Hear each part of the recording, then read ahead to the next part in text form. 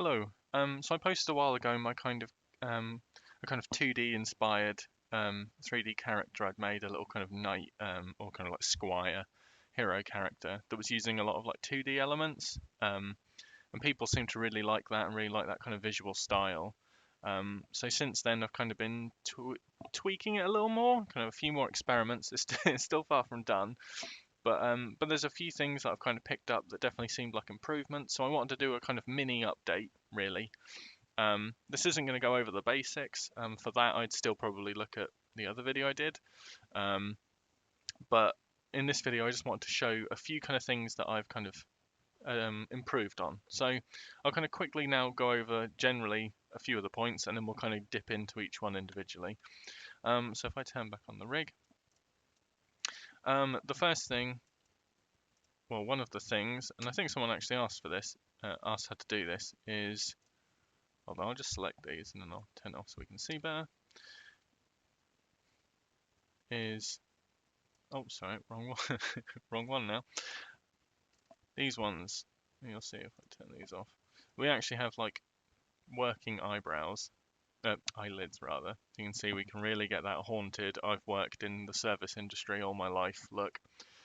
Or the I've given up the will to live, I've worked in the service industry all my life look. And that's really nice. So you can see there's both, and they're not peeking through the eye. You can see, so they move quite nicely. And this is integral for this character really, because I wanted to get that full eye roll. You know, get that kind of begrudging look to her. Let me just quickly set this to stick so I have a better view. Yeah. Another thing I've added is, if I move the mouse, hopefully you'll see it, is these kind of like, well, I don't know, for want of a better term, kind of dynamic wrinkles she's got. So if I move her mouth over here, you'll see the wrinkles. I don't know what that section's called. These kind of like cleft pieces, I guess. But yeah, so that, oh, okay, moved slightly too far then. But yeah, that's another element, these kind of dynamic lines. And the eyebrows are another good example of this. So if I move this up, you'll see these creases are bending to fit, and also the eyebrow itself is bending as well. You see if I move that.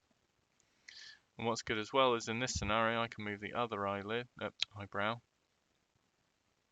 and it warps to fit both.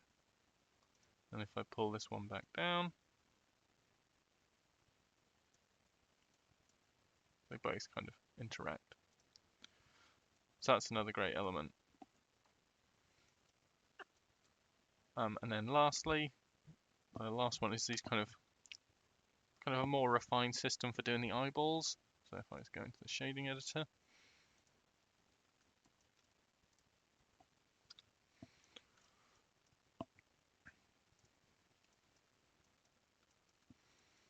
so you see what I've got now, instead of them actually being something I've drawn, they're a procedural texture, and I can like control how big they are,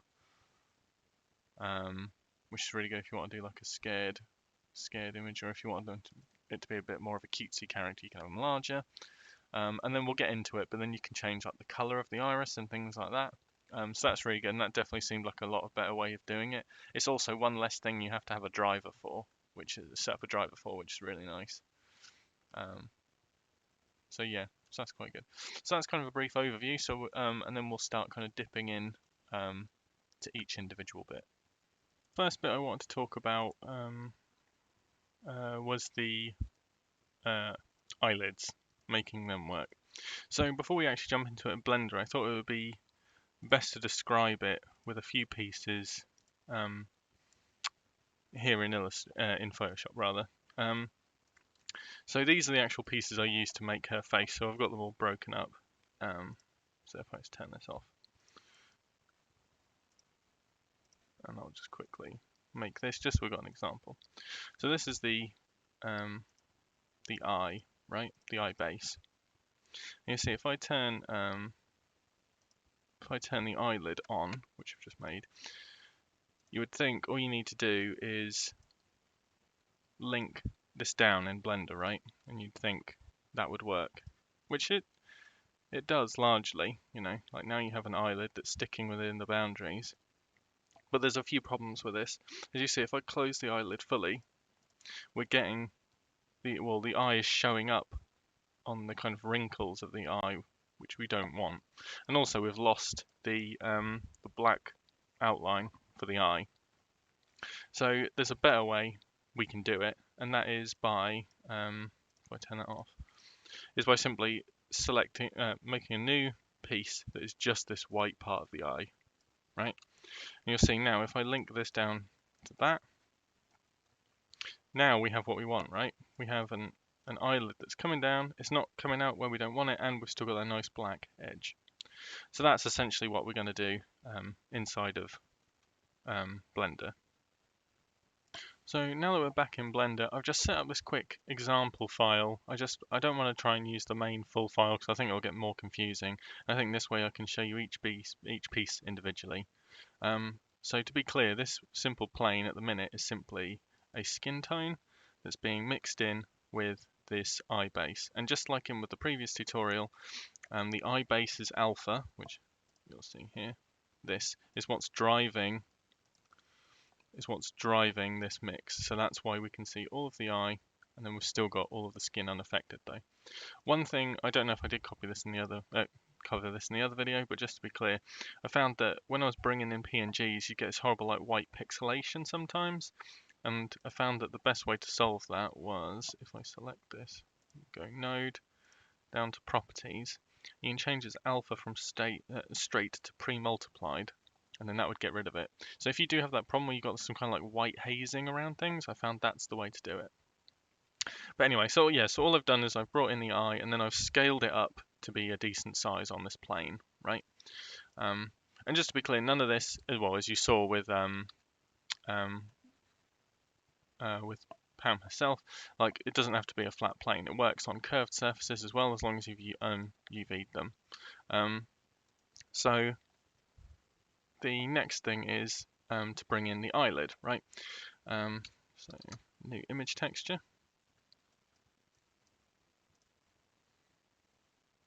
Eyelid.l.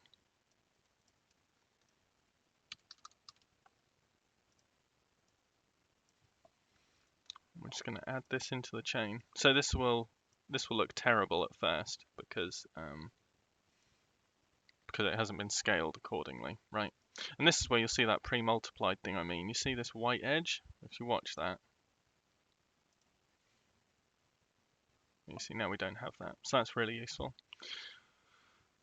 So I'm just going to, well, to be honest, we don't need to copy it. I can just bolt that on.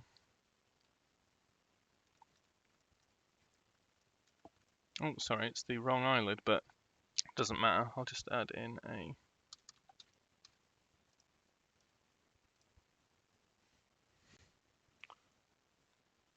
vector math, and then we'll move it where we need it. And then we could add a driver to this value later on. So obviously the first problem is, like with the Photoshop example, we obviously have the eye on now, but let me just move this down so we can see. But it's obviously not linked in any way, right? And that's because we need to add to the alpha. At the minute, just like with the eye base, we're the only alpha that's driving this is the alpha of the eyelid itself, which is obviously not what we want. We need to add, well, we need to take away from that. And the best way I found to take away one alpha from another is to use a math node set to multiply. So math node, I'm going to plug that into the factor. And I'm going to set this to multiply. And if you multiply two masks together, it kind of gives you the union of the two. So at the minute, obviously, this is not working because it's multiplying by 0.5. But if I bring in image texture,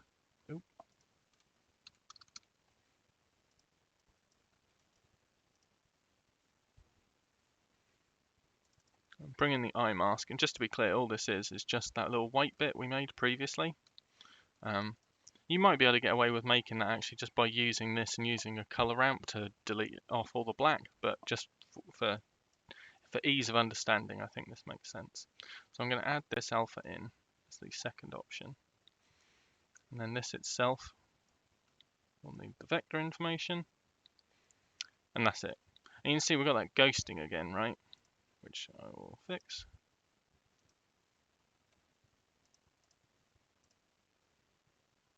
Also, I actually think it's just because the quick version of the eye mask I made wasn't I just magic wanded it in Photoshop, so that's why there's a blur. If you did it properly, it'd be fine. Or what you could do as well is drop in a color ramp and then set this to constant.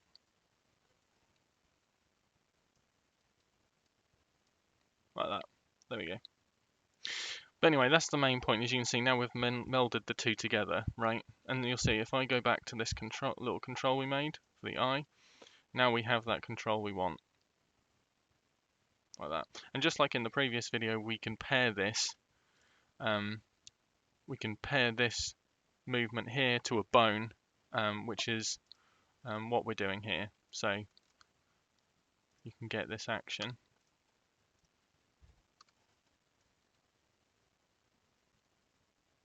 Here. So that's it, and really just the adding in all the other eyelids is the same process, just bolting them together. So that's it really. So I think next would probably be good to cover. We'll look at the eyeball itself, which again is a kind of different method of doing it, but is which is much easier, I think. Well, it gives you a lot more versatility. So firstly, we need to kind of prep a little bit in edit mode. So all I'm going to do is I'm going to add an empty planes. And I will say this, I did not come up with. This is kind of something I've kind of very slightly modified from one of the Dynamancer tutorials. I think I linked to them in the first video, but I'll hopefully remember to link to them in this one as well, because their shader work is really useful and has been a lot of the crux of my shader work. So all I'm going to do is I'm going to bring in the planes axis and put it where we want the pupil to be, right? So at the minute it's here. What you can do actually as well is you can shrink wrap these, which I didn't realize until I saw the Dynamancer tutorial. I didn't realize you can shrink wrap objects like this. So if I go into object constraint, there is this shrink wrap one. And if I select the target of the plane, so we want to, it's now stuck on, right? Just like the shrink wrap modifier. But obviously you can't put a modifier on an empty. So I'm going to want to project it, and then I'm going to want it to project it in the Y, I think it is. Yeah, so now we've got this stuck on. Is it Y? No, not Y.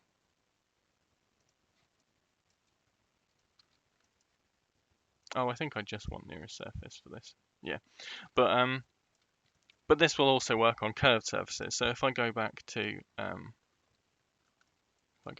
full one, if I grab the eyes, so that's what's there are empties that are stuck to the skin here and are rolling around the surface. And what that means is we can use those little coordinates as the center point of a texture. So if we come back into here, go back into shading, and this is important, we obviously would want the eyeball to be below the eyelid, and just like in Photoshop layers, we want to do that by having it before the eyelid, but we don't want to put it here because that's before our eye base, so we wouldn't see anything because it would be underneath. So I'm going to make us a bit of room quickly here. So to be clear, this is the eye base, and then all this is the eyelid, so we want to add here. So, oh, I think I accidentally just hit M, which mutes, which I found the other day, which is very useful in the right context. So I'm going to add a mix RGB, add that in, and then I'm going to add a gradient texture. I'm going to put the color of this, the color of that, and the factor. as this.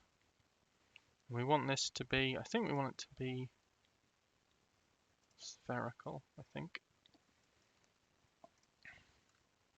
I'm going to hit Control T using Node Wrangler, so we have all of our mapping nodes. But we don't want these texture coordinates, we want it set to an object. And now if I choose our empty,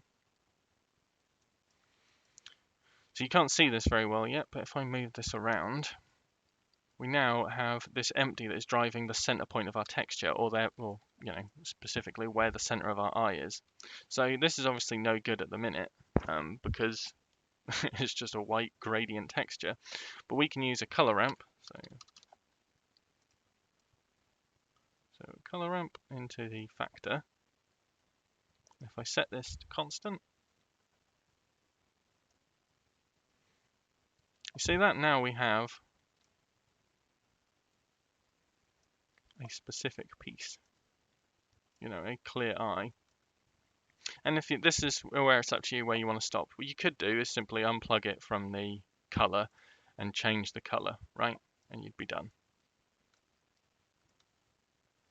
And then the size of the eye is governed by this, or by let's add a value node. Oops.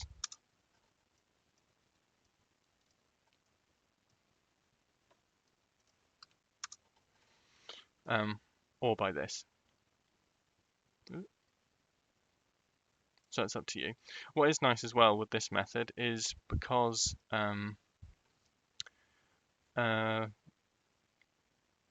this is a generated texture, we can warp it still. So for example, you could very easily change the scale on the X, and now you've got these more like pointy ones. That's quite good if you want to do like a cat or something. I'm sure you could do something really nice with like animating this and the color of the back eye, and do someone like like transforming into like a werewolf or something. So there's that. So you got that flexibility as well, which is quite nice. I'm just going to plug that back in for ease of use for now. Or what we can do is we can duplicate this color ramp, plug that in there, flip it,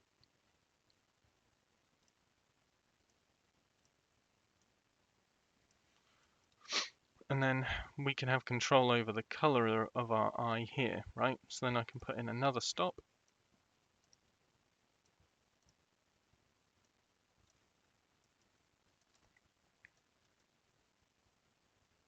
And now we've got kind of more control over our eye, the eye color, like that. And just like I said, if we move this around, moves the eye. And you see that is a problem, right? As we're moving outside of the eye. And that is easy to fix, just like we did with the limiting the eyelid. We can take the eye mask from before. So this is a bit messy how I'm working with the nodes just to show you, but the point remains, right? So all we need to do again, just like we did, is a math node.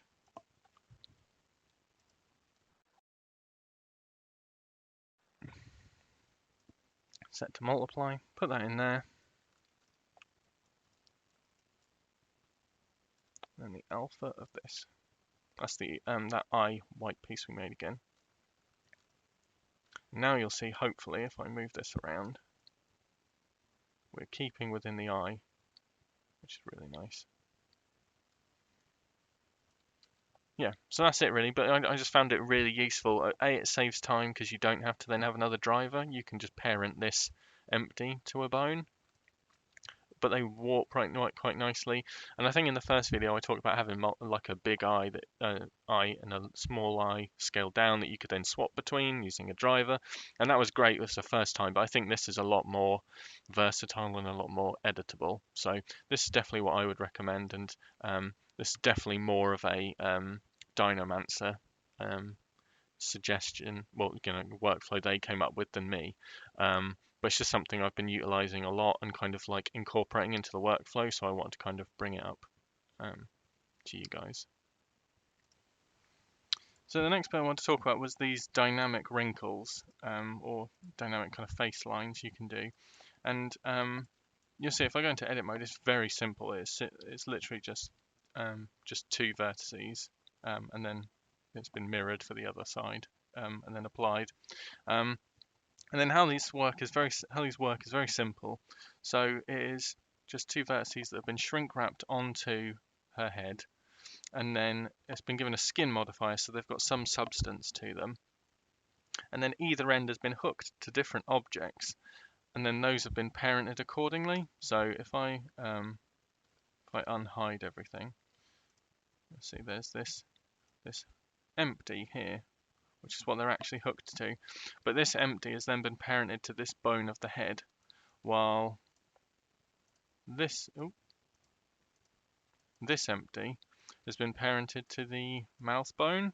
So when the mouth moves, these creases are moving with them. So to explain, I'll just swap over to the example tab, and we'll do it there as well ourselves.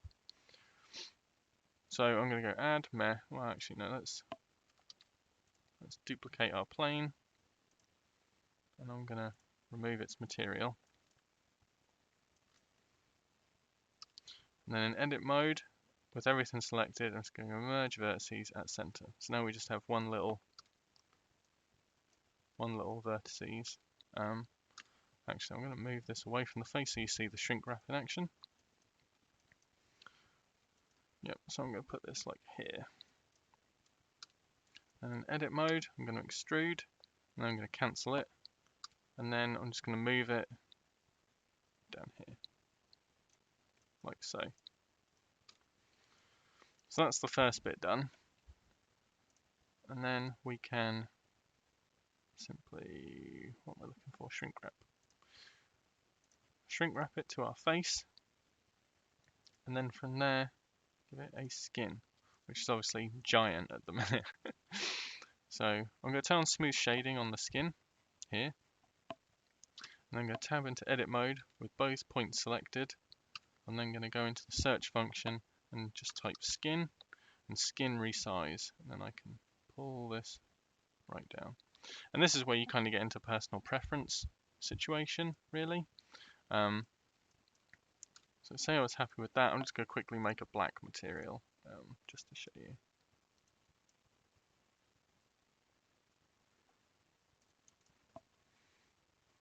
Like that. So you see this is on the face now, and you can use the settings of the shrink wrap to tweak it if you want. So if you want it to be like slightly like protruding from the face, or you could use that to kind of stick it down more. Or you could try, I did experiment doing it the other way round, and then using the offset to kind of control it. So you'll see if I move this around. So this is flat now. But I found sometimes it was giving me kind of graphical issues, and frankly it was so thin that it didn't really seem like it was showing up, so I just left it this way around. But feel free to swap it if that's how you feel. You could also, up to you as well, put in the subdivision surface if you want that like, a bit of a smoother finish. I again frankly didn't bother because it didn't feel like it was adding a lot.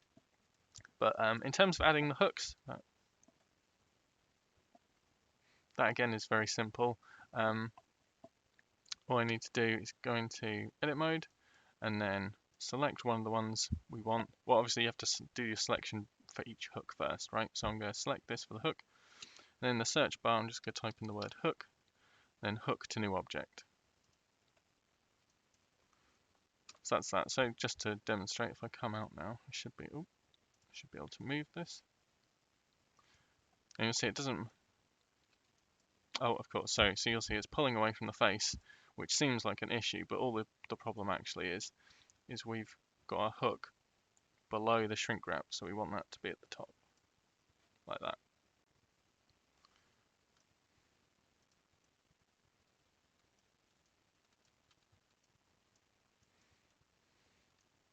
So you'll see now we've got this line, and we'll just go back in and do the same the other way around. So edit mode, tab, hook, done. I'll just check that this hook is in the right point. No, so you want both your hooks at the top. So now hopefully, if I move this down here, it's over here. Yep. Yep, so that seems to work quite well. I haven't tried it myself, but you might be able to do something with having a third point that's kind of half using vertices, using vertex groups that kind of half applies to both as like a median point. I don't know really, but again, it depends. You can use this for a lot of stuff, and obviously this would then be parented to the mouth. So this is moving with the mouth, and this would be parented to the head. So it's going wherever the head does. But that's the main crux, and that's how you use this in its most basic form, at least, to get these um,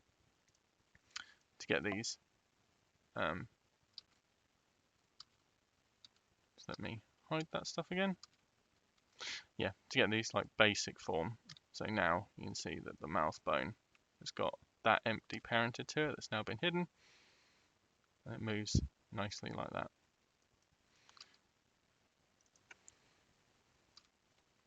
So just some slightly more advanced uses of that technique are the eyebrows and the head wrinkles. So kind of going up in complexity. The first one is the eyebrows. So these are the same thing again. If I go into edit mode, you'll see that they're just a couple of vertices like this. That's it. And I don't think these have even been I don't think I actually bothered hooking these. I think they're simply just shrink wrapped on, skinned, and then subdivided to be smooth.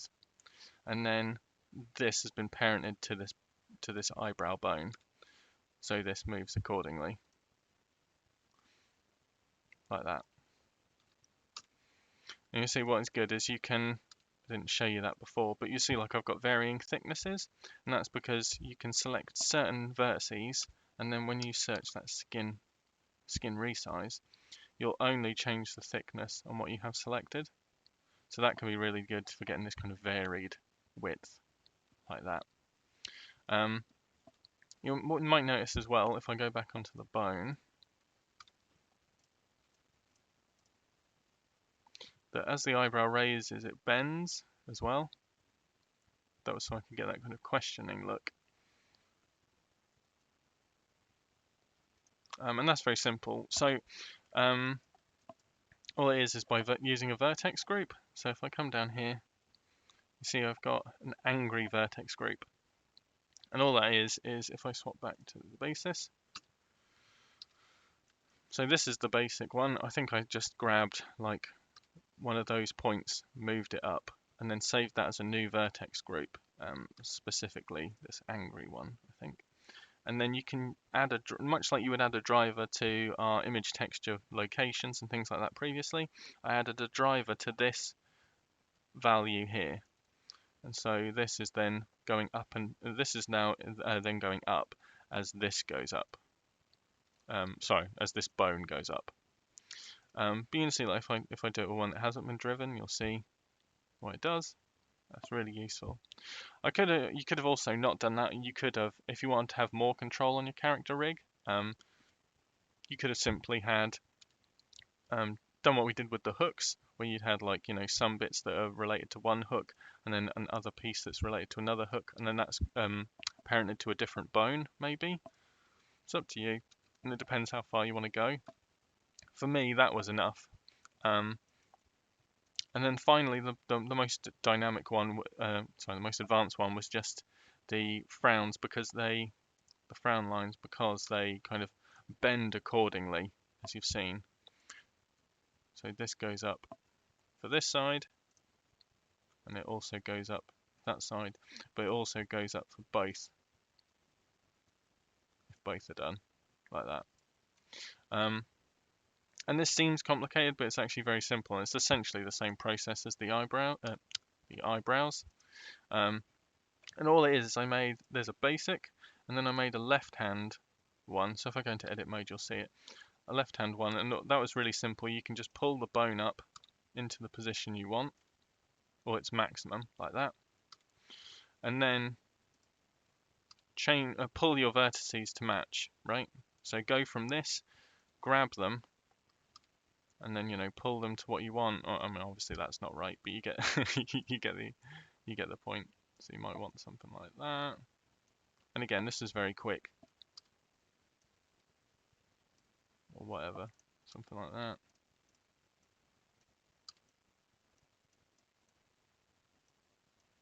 up to you, whatever. But the point is you set it up to be like the shape you want for one side. Save that as a, so I've got a right and a left. Save that accordingly. Go back in, pull that down, pull your other one up, do the same thing again, and then you'll find that because the way you want to set your drivers up is simply that for the right hand side, the right hand is governed by the right hand bone going up, and the same for the opposite side. And then you'll find that when they're both on, both of those vertex groups are being applied. Both those shape keys are being applied. That's the correct term. And then you can do a bit of fine tuning. So you can go, oh wait, that's too high, and then you can come in and change. So if I show you, right, so say you're like, oh well, that's a bit high right now. Wow, it's really not letting me select that. So I can come into the. Oh no, it'll be the left hand one. Oh no, it would be the right, yeah. And we can see that, like, well, that's too high, right? So we can come in and we can, pull some of these down again, or something like that. Yeah. So that's it, really. It's something that seems quite complicated, but isn't really. So I can demonstrate quickly in here, just setting up a shape key, because I think it can be a bit confusing. So add mesh plane in edit work mode, merge vertices at center. Pull this away. So we've got our little line. And just to mimic it, actually, we'll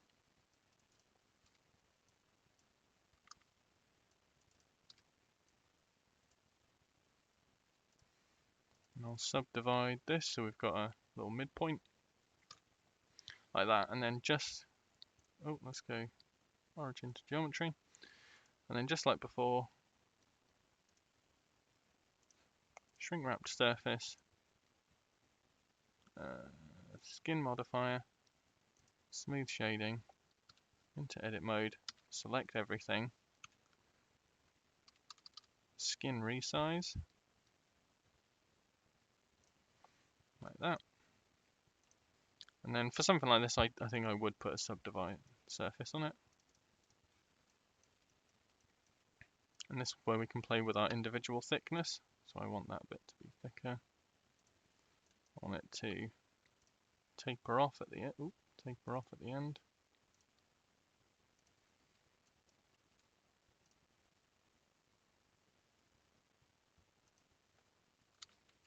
Maybe this is all generally a bit too thick. There we go. So we've got a bit of weird artifacting because this is your kind of origin point, and you can see it's not at the actual end, right? So I'm going to select one of these and go mark root. So now the end is up here, and you can see it's fixed that bit. So that's it, really. We've got that. So say this was our flat, non-expression eyebrow, like that. Let's give it that black material just for ease of example, like that. And I'm going to go down into here, and we've got shape keys. So I'm going to add one in. So this will be our basis. So we don't want to touch that. That's our original. We want to add another one. I'm going to call this like raised, like that. And you'll see now with this select, we've got to make sure it's selected in here. If we go into edit mode now, I'll be able to pull this up. We'll pull this up as well, like that. And we're done. So it doesn't look like we've done anything, right? But that's because this shape key is set to 0. If I up this to 1, so we do it. And then this value would be given a driver, just like we did on all the other bones previously in the original video. So that's it, really. And then we can obviously just parent this to a bone. And the best thing is because it's real geometry, we can put it on top. It will sit on top. Yeah, so that's it, really. And then obviously you could rotate via the bone accordingly, move it. Yeah, I just found it's quite quick and simple, and it kind of does the job for a lot of my well, for a lot of the things I'm trying to solve. But yeah, that's it really. I just wanted to share these kind of few pieces, and I hope that helps.